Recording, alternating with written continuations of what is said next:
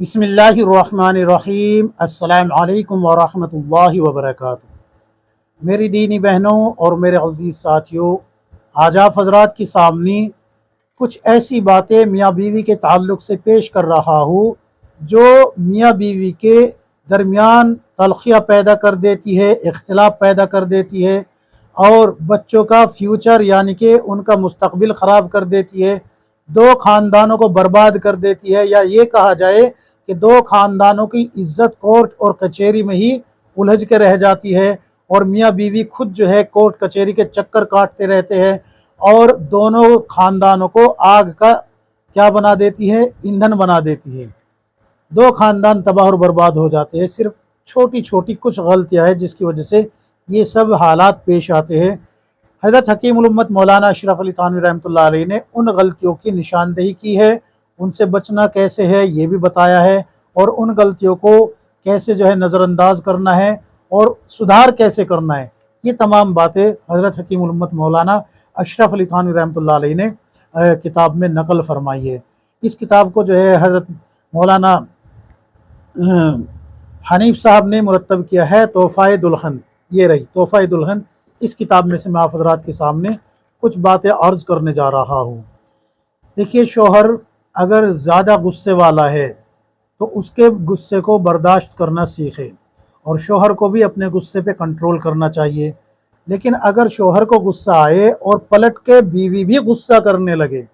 तो हज़रत हकीमुल उम्मत मौलाना अशरफ अली थानवी रहमतुल्लाह अलैह ने लिखा है कि ये जो गुस्सा कर रही है इससे ये बात साबित करना चाहती है कि मैं आपसे बड़ी हूँ या आपके लेवल की हूँ, बराबर की हूँ, मैं आपसे दबने वाली नहीं हूँ। ये कहना चाह रही है। ये गुस्सा जब अगर शौहर पे गुस्सा औरत कर रही है, शौहर ने गुस्सा किया और बदले में औरत भी उस पर गुस्सा कर रही है, तो ये बता रही है कि मैं आपके लेवल की हूँ या आपसे ऊंचे लेवल की हूँ, इसलिए आपको मुझसे दब के रहना पड़ेगा, आपको मुझसे दब के रहना पड़ेगा। क्यों? इसलिए कि गुस्सा या तो छोटे पे आता है या अपने बराबर वाले पे आता है। कभी आपने देखा है कि किसी गुलाम को आका पे गुस्सा आया हो? कभी आपने देखा है कि किसी हाकिम पे, किसी रियाय को गुस्सा आया हो? ऐसा नहीं है। अल्लाह रब्बुल इज़्ज़त ने मर्द को हाकिम बनाया है और बीवी बच्चों को रियाया बनाया है। ये कुरान कह रहा है, ये कोई डॉक्टर हकीम नहीं कह रहा, बल्कि कुरान करीम में अल्लाह रब्बुल इज़्ज़त ने फरमाया कि हमने मर्द को औरत से एक दर्जा ऊंचा बनाया है, वो हाकिम है औरतों पे। तो इसलिए औरत को सब्र और तहम्मुल से काम लेना चाहिए। अगर शौहर को किसी बात पे गुस्सा आ रहा है, मिसाल के तौर पे आपसे कोई काम गलत हो गया, जानबूझ के नहीं किया, सिर्फ गलती से हाथ बहक गया है, कोई और बात ऐसी पेश आ गई जिससे कि घर का कोई निज़ाम बिगड़ गया हो, कोई काम बिगड़ गया हो, कोई सालन ख़राब हो गया हो, या कोई ज़बान से ऐसी बात निकल गई हो जो कि शौहर को नागवार गुजरे, तो उस पर बजाय दलील देने के खामोशी इख्तियार कर ले। सुना रहे हैं वो गुस्से में, सुन लीजिए उस वक्त। लेकिन अगर आप दलील दे रही है ना कि नहीं मैं तो ऐसा नहीं करना चाहती थी, आपने समझा ऐसा है, ये तो जो आप ये सब्जी लेकर आए हैं ना ये खराब थी, बल्कि ये जो आप नमक लेकर आए हैं यही ज्यादा लगता है, मैं तो उतना ही डालती हूँ, आप सब्जी कम लेकर आए हैं, मिर्च तो वही है। तो ये सारी बातें, ये दलीलें जो है ना बेबुनियाद दलीलें हैं, तो इनको दलील ना बना के सुकूत इख्तियार करे, खामोशी इख्तियार करे। और जब गुस्सा ठंडा हो जाए शौहर का, तब उनको समझाए कि देखिए मोहतरम, आप मेरे सर के ताज है, आप जो है मेरे शौहर है, अल्लाह ने आपको एक मर्तबा ऊंचा दिया है, मैं आपकी इज्जत करती हूँ, आप मेरी इज्जत है, मैं ऐसा नहीं कह रही थी या ऐसा काम नहीं कर रही थी, मुझसे ये गलती से हुआ है, मेरा कोई इसमें जानबूझ के करने का कसूर नहीं है, बल्कि मुझसे ये गलती हुई है, मैं इसका एतराफ़ करती हूँ गलती का, और इंशाअल्लाह आइंदा नहीं करूँगी। तो जब आप ऐसे सब्र और तहम्मुल से उस गुस्से को बर्दाश्त करके और मुनासिब वक्त देख के तब अगर आपने ये बात कह दी तो इंशाअल्लाह आप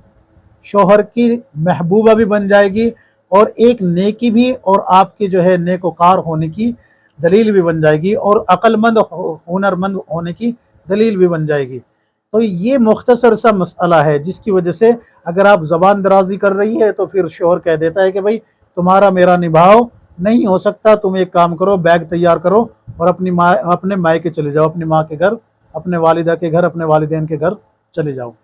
تو اس سے فساد بڑھتا ہے، پھر دو خاندان برباد ہونا شروع ہو جاتے ہیں۔ اچھا، ایک بات اور حضرت حکیم الامت مولانا اشرف علی تھانوی رحمۃ اللہ علیہ نے وہ درج کی ہے مکالمہ کے نام سے، یعنی مناظرے کے نام سے۔ کیا مطلب ہے کہ شوہر دوپہر میں گھر سے باہر تھے، کام سے کہیں سے آیا تو بیل بجائی۔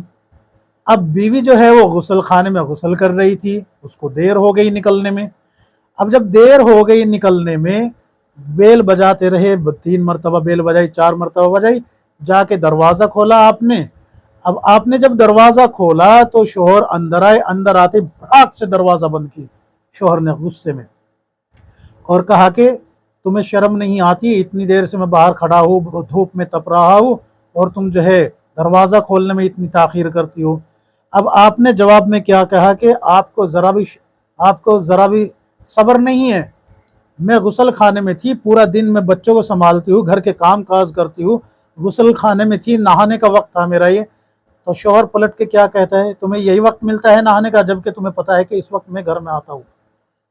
تو بیوی پلٹ کے کیا کہتی ہے، ہاں مجھے پتا ہے، پورا دن تو آپ جو ہے نا باہر رہتے ہیں، اور اس وقت آ کے گھر میں آ کے جو ہے مجھے ستاتے ہیں، پریشان کرتے ہیں، اور مجھے سناتے ہیں الٹی سیدھی وغیرہ وغیرہ۔ ادھر میں بچوں کو سنبھالوں، کھانا بناؤں، گھر کو صاف کروں، یہ کروں وہ کروں، یعنی کہ الٹا اس کے ساتھ مکالمہ یعنی مناظرہ کرنا شروع کر دیتی ہیں۔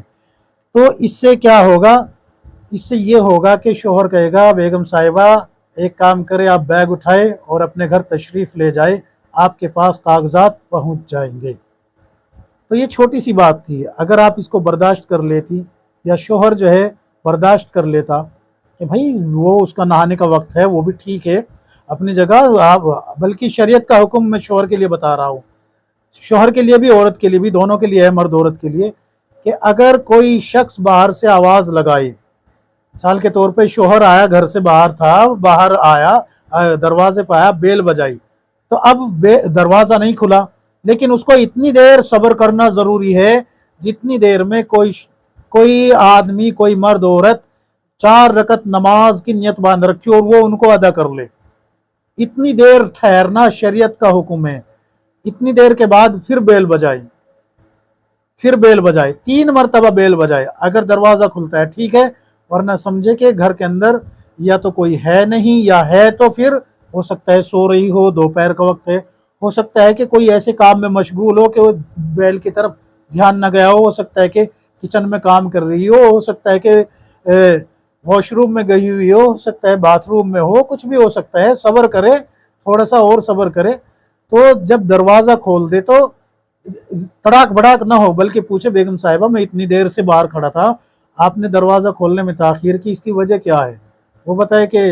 جی میں غسل کر رہی تھی یا کھانا بنا رہی تھی، مجھے آواز نہیں سنی، میں کسی کام میں اتنی مشغول تھی، مصروف تھی، ذہن نہیں گیا اس طرف۔ تو وہاں صبر کرے، نہ کہ جو ہے وہ آپ ہی کے کام کر رہی ہے، آپ ہی کے بچوں کے لیے کر رہی ہے، آپ ہی کے گھر کو سنوار رہی ہے، نہ کہ وہ کوئی ہوٹل میں ہے۔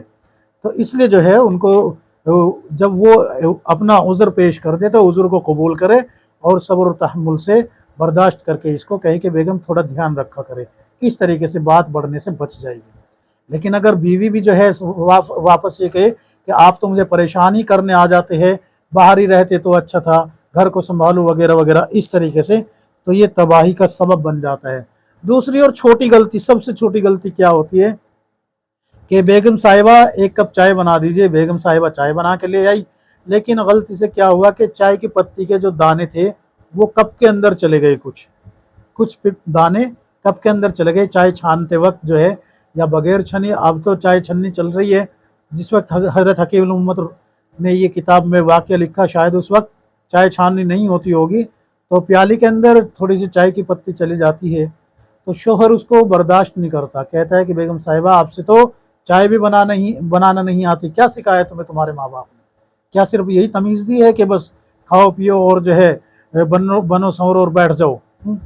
کھانا بنانا تک، تمہیں چائے بنانے تک نہیں آتی؟ پھر بیوی پلٹ کے کہتی ہے کہ تمہیں شرم نہیں آتی کہ تم چائے کے لیے بھی اتنا فساد کرتے ہو، اور دو دانے چائے کی پتی کے کیا آگے تم نے بوال کھڑا کر دیا، الٹا سیدھا پھر اس کو جو ہے جواب دینا شروع کرتی ہے، جس کی وجہ سے گھر تباہ اور برباد ہو جاتا ہے۔ تو حضرت حکیم الامت مولانا اشرف علی تھانوی رحمۃ اللہ علیہ نے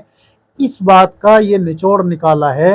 کہ یہ چھوٹی چھوٹی غلطیاں وہ ہے جس کی وجہ سے دو خاندان برباد ہو جاتے ہیں۔ اگر آپ اپنے اندر میاں بیوی دونوں ہی صبر اور تحمل پیدا کر لے، غصے پہ قابو کرنا سیکھ جائے اور ایک دوسرے کی عزت کرنے والے بن جائے، ایک دوسرے کو محبت کرنے والے بن جائے، ایک دوسرے کی رسپیکٹ کرنے والے بن جائے، ایک دوسرے کے حقوق کو سمجھ کے اور ان کو ادا کرنے والے بن جائے، تو پھر یہ فساد ہی کھڑے نہ ہو۔ یہی آج کی ویڈیو کا عنوان تھا۔ امید ہے کہ آپ حضرات جو ہے عمل کریں گے